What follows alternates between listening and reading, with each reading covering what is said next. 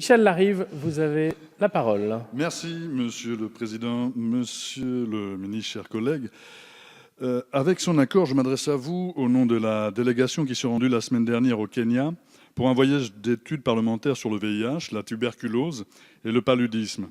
Mes collègues, Laurence Trastour, Inard, du groupe Les Républicains, Jean-Luc Laglaise du groupe MoDem, Pierre Cabaret du groupe La République En Marche, Gabriel Serville du groupe de la gauche démocrate et républicaine et moi-même du groupe de la France Insoumise, avons été invités par les amis du Fonds mondial Europe pour une visite des programmes mis en œuvre au Kenya pour lutter contre ces 3 pandémies. La France fait partie du cercle des fondateurs du Fonds mondial, elle est donc un partenaire historique. La France est le 2e contributeur du Fonds mondial derrière les États-Unis, avec plus de 5 milliards de dollars versés depuis 2001.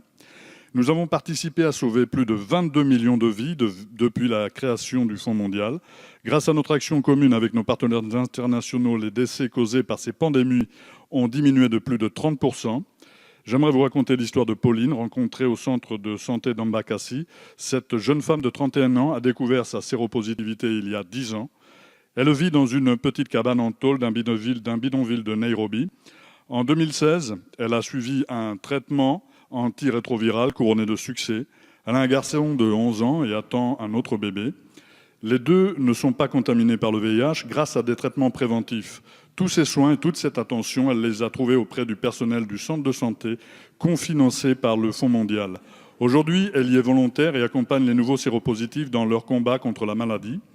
La capacité d'altruisme de Pauline et la grande dignité avec laquelle elle mène sa mission nous obligent. Monsieur le ministre, la France doit conserver sa place de 2e contributeur et tenir ses engagements auprès du Fonds mondial.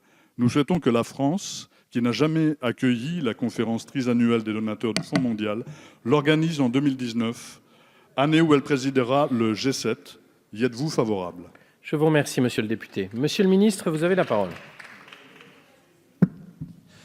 Avant d'en venir directement à votre question, sur la TTF, il est très clair que nous sommes engagés pour une TTF européenne et justement c'est parce qu'il n'y a pas cet outil uniformisé que oui, sur l'intraday, nous avons été amenés à prendre la décision qui a été prise. Mais je peux vous dire qu'on continue à porter le sujet au niveau européen. S'agissant du Fonds mondial, parce que je suis conscient, comme vous, et sensible à la situation de Pauline, je crois. Et donc la France...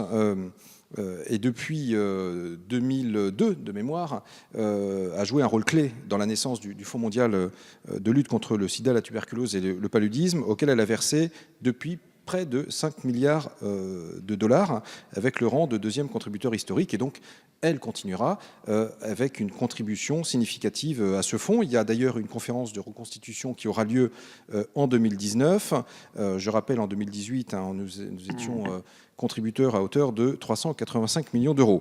Par ailleurs, nous avons souhaité consacrer 5% de la contribution au Fonds mondial au financement d'un mécanisme d'assistance technique, la fameuse initiative 5%, dont nous avons d'ailleurs fait une évaluation il y a quelques semaines, portée par Expertise France, pour aider plus spécifiquement les pays francophones à accéder justement et à bénéficier des financements du Fonds mondial à travers un renforcement de leur capacité, parce qu'il y a un certain nombre de projets, de dossiers qui sont parfois un peu complexes à monter, et donc nous souhaitions pouvoir les accompagner. Et nous avons d'ailleurs décidé d'augmenter cette initiative 5%. Elle était portée à 7% en moyenne pour le triennum 2017-2019 pour renforcer cet appui spécifique. Donc tout ça pour vous dire que la France, depuis 2002, a un rôle majeur, que ce rôle, elle entend le poursuivre. Donc ma réponse, elle est simple. Vous dites on a besoin de rester un contributeur majeur. Eh bien, nous continuerons à l'être. Je vous le confirme, monsieur le député. Monsieur le député, je ne peux pas vous répondre sur le lieu dans lequel se tiendra la conférence. Donc voilà, je ne peux pas inventer une réponse qui n'existe pas aujourd'hui. Donc voilà, je vous la donne.